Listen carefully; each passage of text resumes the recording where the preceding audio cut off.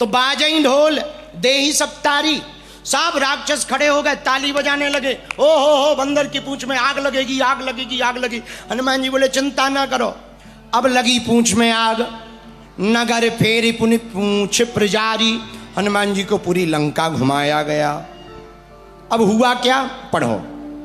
पावक जरते देखी हनुमंता, पावक जरते देखी हनुमंता, भयं परम लघु रूप। कितना अच्छा संकेत है। नागपुर के पागलों, हनुमान जी की पूंछ में जब आग लगी और आग बड़ी हो गई तो हनुमान जी छोटे हो गए। जब संकट तुम्हारे सामने बड़ा आ जाए तब छोटे बन जाना, संकट निकल जाएगा। ये संकेत है कथा का, बड़ा प्यारा संकेत है। जब विपत्ति बड़ी आ जाए तो खुद छोटे बन जाना। और सुना, झुकने का मतलब, कोई रिश्तों में बार बार सॉरी बोले तो उसका मतलब ये नहीं है कि वो गलत है। कई बार वो रिश्ता चलाने के लिए, बचाने के लिए सॉरी बोलता है। उसी प्रकार कोई आदमी क्षमा मांगे ना हाथ जोड़कर, इसका मतलब ये नहीं है कि वो गलत है। कई बार वो बहस नहीं करना चाहता। दो चीजें हैं, एक कीचड़, एक लीचड़। फिर से सुनो, कीचड़ और लीचड़, इन दो से बच के रहना। कीचड़ के पास जाओगे तो वो तन खराब कर देगा, लीचड़ के पास बैठोगे वो मन खराब कर देगा। समझ गए? अच्छा, लीचड़ कौन है? जो दूसरों की बुराई तुमसे करे, समझ जाना तुम्हारी बुराई दूसरों से करता होगा। हाँ हाँ, ये भी बहुत खतरनाक लोग होते हैं, बच के रहना चाहिए। अच्छा, कीचड़ को बड़ा घमंड रहता कि लोग हमसे डरते, कीचड़ से लोग बच के जाते ना, पर कीचड़ को घमंड रहता। कोई डरता नहीं है, बस तन खराब नहीं करना चाहता। तो धन्य है वीर बजरंग बली, पावक जरत देख हनुमंता, भयं परम लघु रूप तुरंता। हनुमान जी छोटे हो गए। जब बड़ा संकट आ जाए झुक जाना चाहिए। किसी शायर का एक शेर है, झुकते वही हैं जिसमें जान होती है, अकड़ तो एक मुर्दे की पहचान होती है। झुक जाने में कोई बुराई नहीं, विनम्र हो जाने में कोई बुराई नहीं, हाथ जोड़ लेने में कोई बुराई। बोलो सीताराम। बुरा ना मानना। आधे से ज्यादा रिश्ते तो ईगो में ही निपट जाते। हाँ, आधे से ज्यादा पति पत्नी के रिश्ते तो खासकर ईगो के चक्कर में ही। सीताराम, वो अपने घर पे, ये अपने घर पे, वो अपनी रोटी बना रही, ये अपनी रोटी में हाथ जला रहे।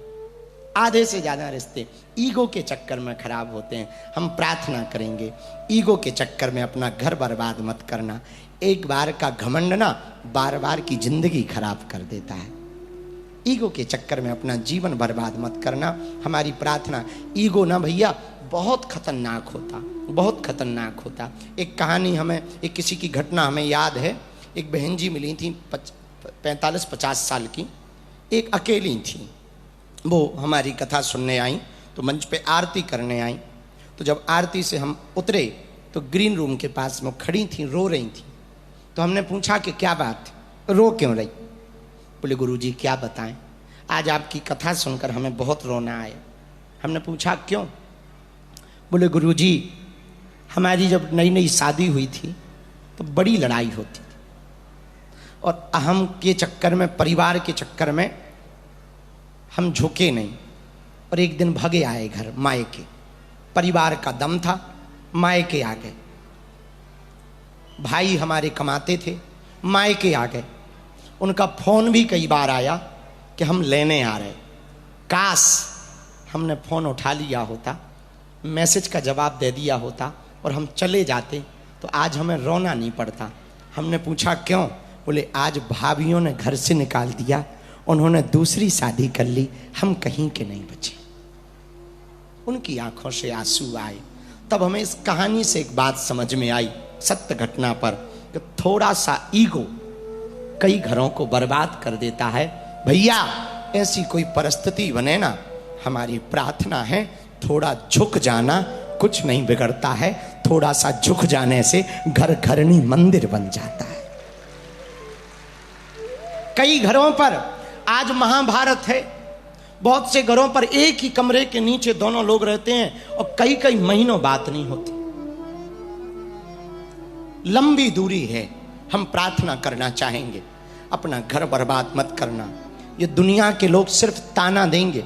जिन परिवार के चक्कर में तुम अपना रिश्ता खराब करते हो ना, वो परिवार के लोग कभी साथ नहीं देंगे। बच्चे भी बड़े हो जाने पर अलग हो जाएंगे। साथ आएगा तो पत्नी को पति काम आएगा और पति को पत्नी काम आएगी। इसलिए हमारी प्रार्थना है, ईगो के तीसरे के चक्कर में, किसी तीसरे के चक्कर में, आजकल ना सोशल मीडिया पर सबसे ज्यादा खतरनाक है सोशल मीडिया, और सबसे ज्यादा तलाक का कारण है सोशल मीडिया। सबसे ज्यादा सोशल मीडिया के चक्कर में, किसी तीसरे के चक्कर में जिंदगी बर्बाद हो जाती। हमारी प्रार्थना है, प्रत्येक गृहस्थियों से प्रार्थना है, हाथ जोड़ करके किसी तीसरे के कारण तुम अपना जीवन बर्बाद मत करना। कोई काम नहीं आएगा। जब तक तुम्हारा रूप है, जब तक तुम्हारे पास पैसे हैं, तब तक तीसरे काम आएंगे, फिर कोई काम नहीं आएगा। काम तो तुम्हारे पत्नी पति के लिए काम आएगी और पति पत्नी के लिए काम आएगी।